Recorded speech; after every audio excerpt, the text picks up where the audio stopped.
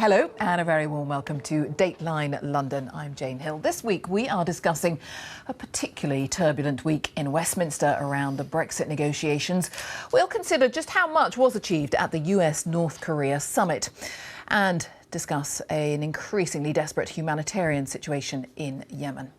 My guests around the table this week: Dr. Vincent Magombe from Africa Inform International, the North American writer and broadcaster Geoffrey Kaufman, the British political commentator and columnist Steve Richards, and the French-Algerian journalist Nabila Ramdani. A very warm welcome to all of you. So, at Westminster, my goodness, a particularly turbulent week around all things Brexit. There was surprise in some quarters that the government avoided defeat on an amendment put forward by the upper house, the Lords, about giving Parliament a meaningful vote on any Brexit deal. One of Theresa May's junior ministers resigned just hours before the vote. Earlier in the week, her Secretary of State for exiting the EU had decided not to. So much remains uncertain. One thing we do know is that the White Paper won't now be published in time for the European Council summit later this month. Steve, I will start with you. It is hard to know where to begin after a week like we've had. If it is possible to summarise, where on earth are we after this week? No further forward in terms of the ending of this Brexit. It's like a Netflix box set where no one knows the ending, including all the main players. And this week illustrated why that's the case. Theresa May is a fragile Prime Minister negotiating the terms of what Britain will propose to the European Union with a divided cabinet, a hung parliament, a divided parliamentary party. And this is going to happen again and again. And you mentioned the vote on a meaningful vote when the Brexit deal is put to the House of Commons. And that was surreal because the vote will be meaningful. I can exclusively reveal. In other words, if she is defeated on the deal, which is possible, the idea that she then stands up and says, "Thank you very much for defeating me, we now just leave without a deal," is a fantasy. She'll have no authority to do anything. And I mean, maybe she'll win the vote, in which case that's meaningful because it does mean Britain's leaving. So this is a multi-layered game where anything, frankly, could happen. And I think it is a game. I think that what's happening here, and I think we saw it this week, is that the hardline Brexiteers are hoping to run out the clock. And I think that they are gaming her and her weakness, and the majority in Parliament who are soft Brexiteers or Remainers, and hoping that we are now within months, really, not even a year, of the deadline. Months, yeah. And you know, all of the kind of clarity that we kept being promised is as cloudy as ever. And I think that David Davis and Boris Johnson and the other hardliners are really hoping that if they can just keep kicking this down, the deadline will approach. Oh no, we don't have a deal. Out we are. You don't have a say. And to what end, though? Then what happens to trade, though? Well, I think what the Commons vote was ultimately about, it meant that Theresa May was able to persuade but two of her MPs to back her over Brexit. So it was a minor triumph for her. But as Steve said, she still remains a pretty vulnerable figure with a bitterly divided Conservative Party. And I would suspect that she spent most of last week trying to convince David Davis not to resign. And similarly, would-be rebels such as Dominic Grieve would have been encouraged to toe the line as well. So yes, the government scraped through without a defeat, but not without a price. There were climb downs by the government on amendments, and in many ways it was hard to know who exactly had won. But I think the division within the Conservative Party also reflects a very divided society 2 years on from the Brexit vote, and the kind of antagonistic discussions we're seeing within the Conservative Party. Yeah, I do want to talk about Labour at some point as well, because but Vincent, just your thoughts, how you've been viewing this week. As an African and Ugandan in London watching all this, I'm enjoying this, what I can call tragi-comedy. I think it's like the British people are just walking towards the cliff, not knowing where they're going. I think what amazes me is how, you taught us democracy and all those types of things. Parliament represents the people. And it amazes me how, so the Prime Minister and the Cabinet have to fight to take away the power of Parliament for fear that it's not going to do what they want. But anyway, I think the difference between what happens here and what happens in a country like Uganda is that whatever the scenario later on that emerges, I think Britain will still survive because of the institutions that you have and so on. I mean, you take, for example, Uganda, if we had such a situation, where you don't have institutions, you don't have democracy, presidents do what they want, killing people all over the place, it would end very, very tragically. So while I say it's a tragic comedy, I think in Britain, you will end up in the front. I don't want to scare people, but I think Scotland might go away one day, Ireland might go away because of Brexit, but a little England will survive that will try to assume its imperial role later on and try to say, Commonwealth, try to conquer us again. Yes. That's an addition of Dateline, perhaps several years down the road. But you mentioned Scotland. We saw the SNP walk out of Prime Minister's questions. I mean, extraordinary scenes on Wednesday, Steve. I mean, the First Minister of Scotland, Nicola Sturgeon, is trying to use Brexit to fuel the argument again for independence and a second referendum. The majority of voters in Scotland voted to stay in the European Union. And the messier it gets, the more she will try and use it. There is no evidence yet that there is any more renewed momentum towards that. The polls do not suggest there's a big shift yet. But she is obviously hoping, and I think she's sceptical of stunts in Parliament, but she would have authorised this one in Westminster. So they are trying to dramatise in every way they possibly can a Westminster versus Scotland thing. How dare Westminster behave this way, treat Scotland with such contempt? And that, of course, is a framing which might, at some point, renew interest in a second referendum on independence. That's one of the many, many wild cards flying around. What I don't think will happen is no deal. Because, Theresa May is, I think, absolutely convinced that would be a catastrophe, as an example. And there is no majority in the House of Commons for it. So even if she loses on her deal, Parliament won't allow there to be no deal. There will be a constitutional crisis in these circumstances. But I think one way or another, there will be a scramble to extend the deadline of this Article 50 and try and sort it out.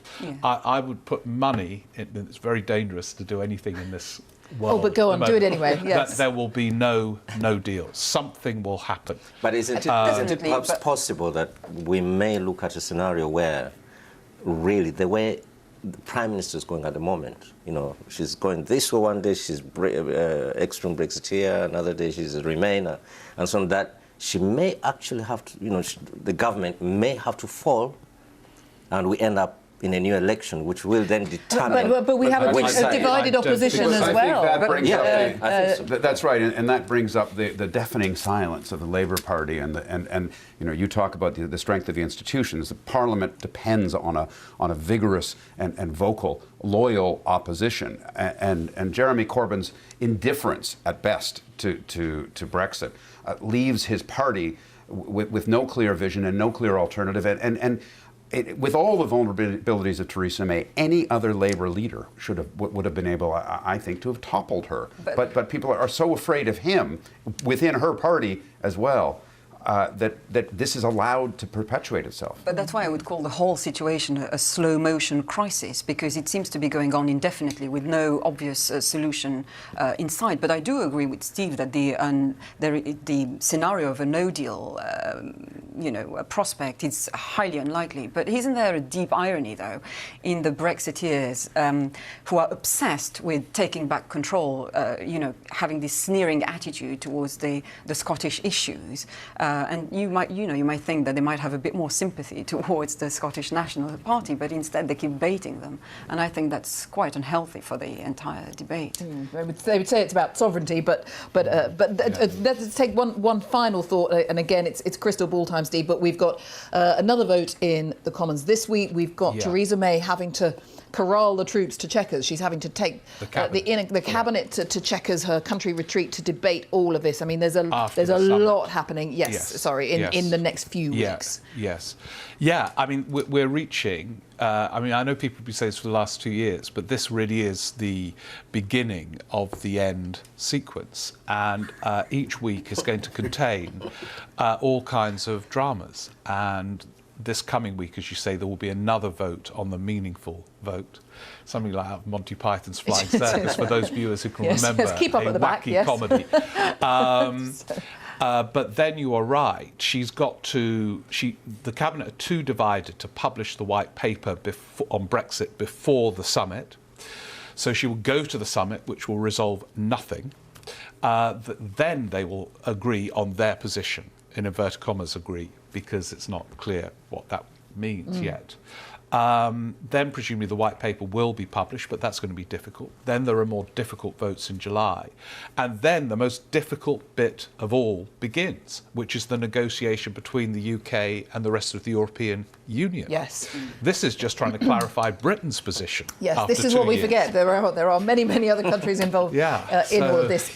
This is a very mean thing to do to you, but a quick final thought about the leader herself, the Prime Minister herself. How many times have we all sat around this table saying she's vulnerable, she's vulnerable? Yeah. Your thoughts at the end of a difficult week? I think it more likely than not that she will carry on till the end of this process, but it cannot be definite because of the fragilities we've been talking about. But a replaced leader changes nothing of the things that we've been talking about, i.e. the context. She's so lucky that there's Brexit. If there wasn't Brexit, I think she would have gone, not the scandals and all these things that have been around. If it wasn't Brexit, I think she's really happy. It's Brexit, but I don't think have happiness the feeling is the word she would describe. But we take your point, yes. Well, plenty more, I suspect, to discuss next week, given everything, the timeline that Steve has outlined so excellently for us there. A very busy week as well, because you will know that President Trump declared this week that the nuclear issue with North Korea is largely solved. That is a quote. He met Kim Jong-un in Singapore, where the two leaders signed a document which committed the communist state to denuclearization of the Korean peninsula. Analysts, though, pointed out there is no reference to verification in that pledge, with the US president later saying, well, that's because he'd only been there one day, and anyway, the two men had agreed it all. The US president went on to take South Korea and his own armed forces by surprise by saying that the US's regular joint military manoeuvres with the South would stop. They're very expensive, apparently, which is what an awful lot of goods may be about to become, because on Friday he announced that 25% tariffs would be slapped on $50 billion worth of Chinese products from July.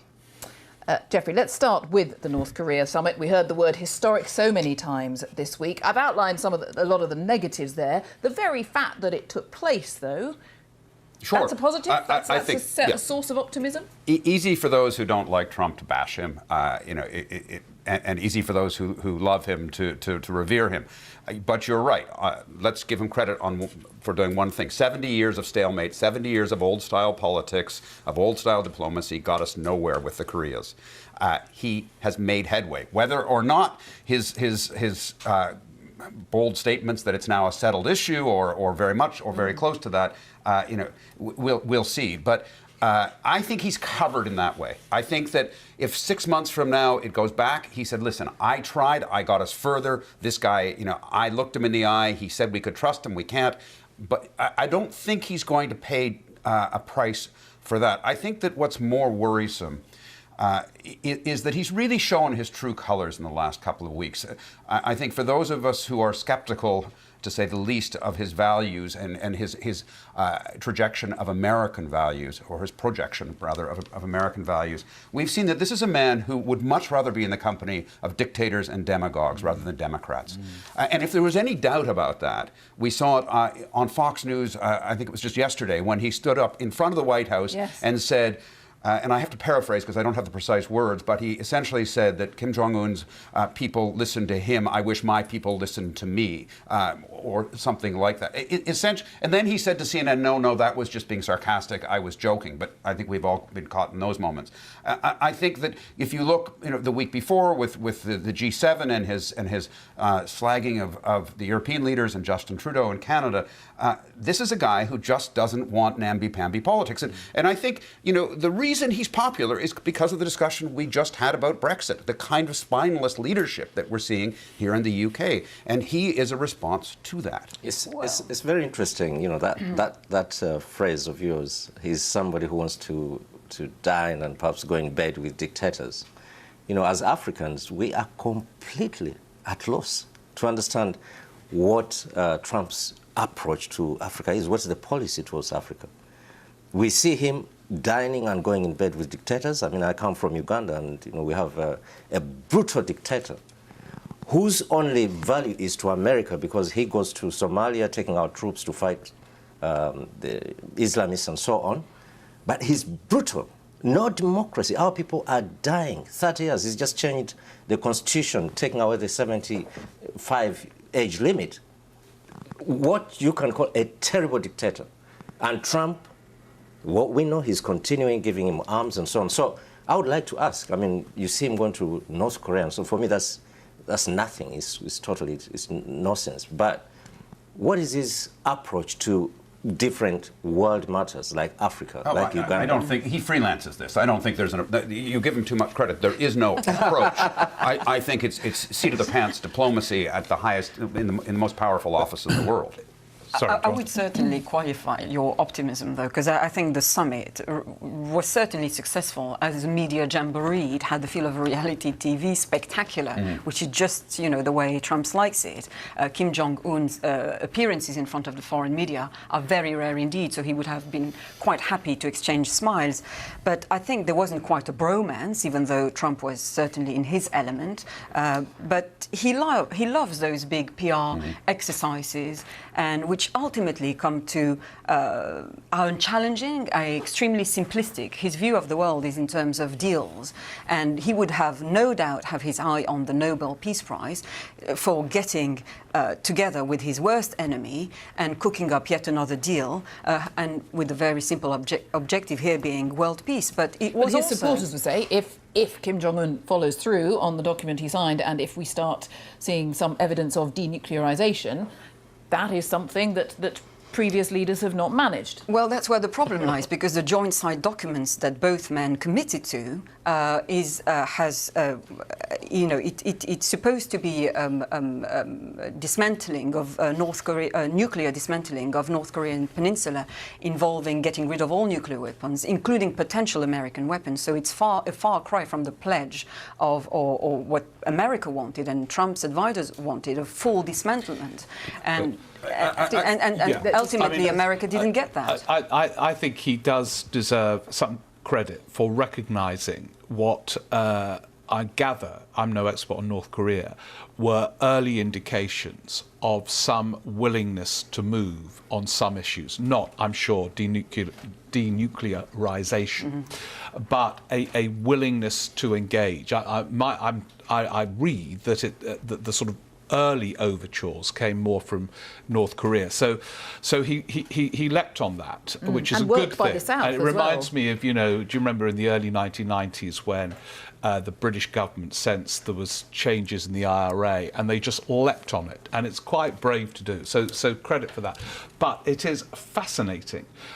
You could make a play or a film out of the last few days, that meeting with the G7. Oh, yes. And his disdain for these weak-kneed leaders of democracy. Merkel struggling with her coalition, might implode any moment. Theresa May might be gone this week.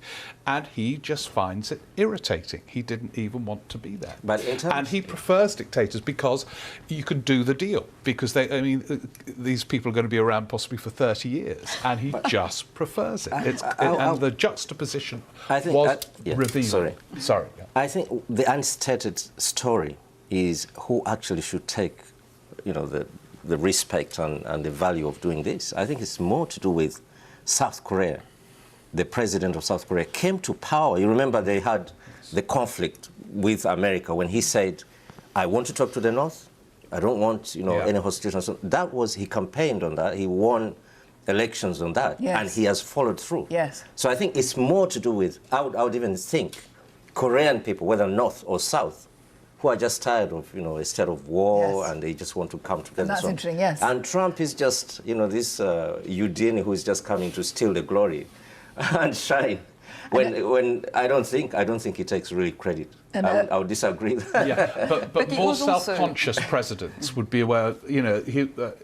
Trump about 3 months ago threatened to nuke the entire country, didn't he, in some speech yes. or other? And now there he is in a negotiation with a leader who he personally insulted. I can't remember the precise But of course, he insult. would argue that was just his gamesmanship, and that's what got him to the table. I Sure. mean, and he might be right. Well, maybe, but I think there were other factors. But because he's not self-conscious or consistent or coherent, it does create sometimes space for him to leap in when opportunities arise. Jeffrey, very quick thought on the trade war is a phrase that's been used again a lot this week. The trade tariffs that he talked about with China, they're not due to come in until July. Are we going to see any movement? Because there's plenty of analysts telling him it's a bad idea. Well, it is, and he's talking about adding tariffs to the EU and Canada on cars of 25%. Yes. I mean, he sees his role as putting up walls around the U.S. and why are we importing cars? We make great cars in America. Semiconductors from China, we don't need them. The problem is that it is, as you say, a very simplistic worldview, and in an interconnected global economy, those semiconductors are actually part of a supply chain that feeds American industry, and this is why even his own administration people are saying this isn't really viable, and of course China immediately responded within an hour with counter tariffs. I don't think it's a trade war yet, but it certainly sets the stage for one, and the question is he with steel, with the EU and Canada and others, and now with this, really ramping it up so that we do have a trade war. The important thing, though, to understand is that only 12% of the American economy goes into trade. That Americans consume 70 or 88% of what they produce, and so they are quite insulated, apart from this supply chain issue, from trade. OK, well, that will return in weeks to come as well. We must also this week talk about Yemen, because the biggest battle so far in the country's civil war has been continuing for control of the vital port of Hodeidah, which is the entry point for about 3/4 of all aid for the country. More than 22 million people need humanitarian assistance, and more than 8 million are at risk of starvation.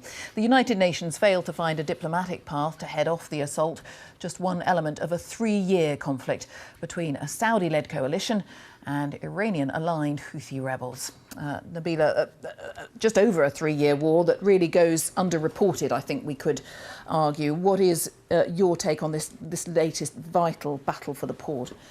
Well, the Saudi-led forces are calling the attack on the port of Hodeidah a golden victory, but it really threatens what is already a catastrophic war to become a horrendous conflict. I mean, before the conflict started more than 3 years ago now, Yemen was already the poorest Arab nation, and it's now the world's worst humanitarian disaster, and it's becoming, it could become far, far worse. Yes, that's, again, the UN reiterated that this week. Yeah. Yes, Hodeidah is a crucial port for those defending it, not just for military reasons, but because goods such as water, food and medicine enter the country through the port, and effectively are being all these essentials are being distributed to 18 million Yemenis, 2/3 of the population.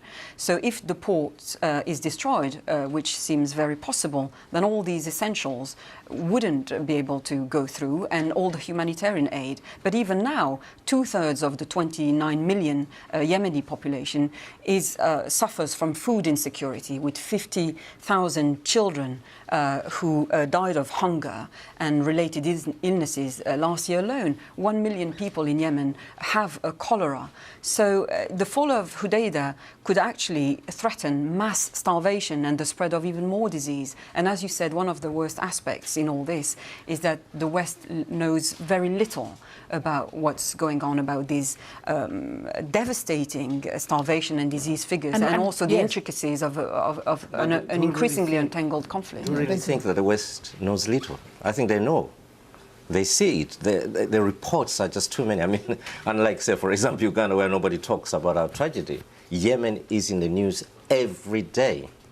And people have reported extensively about this. I think what this shows is just the hypocrisy of Western politics, I'm sorry to say. You know, I always believed in virtues of democracy from the West and so on. But if the West was not supporting Saudi Arabia in the way it's doing and blinding its eyes, you know, to the tragedy that's happening, unfolding in places like Yemen, I think we would have a very different situation. But if the West is driven by this motive to sell arms, in spite of, for example, human rights violations in Saudi Arabia itself, apart from what Saudi Arabia and its coalition are doing in Yemen, you know, and I think there's a real need for a rethink of global politics and approaches in terms of, you know, what do we do to stop these things? Yeah, and it's all driven by this interest to sell arms, to make money, in spite of people dying. It's exacerbated. I think you're entirely right, but I think it's exacerbated by, you know, this is a proxy war between Iran, Saudi Arabia, and we know what America thinks of Iran. We know that Trump enjoys banquets with the Saudis and being lavished in palaces. And you know, the moral leadership and the voice in Europe is silent on this. You know, Theresa May is too busy covering her Brexit agenda. And so you're right, Saudi really has a blank check on this. And you know, the antipathy towards Iran fuels Saudi Arabia's power in this. We must regrettably leave it there, which partly speaks to our point, but we will discuss this again. Thank you very much indeed to all of you. Good to see you. Thank you very much. Thanks for watching this week. Join us again, same time, same place next week. Bye-bye.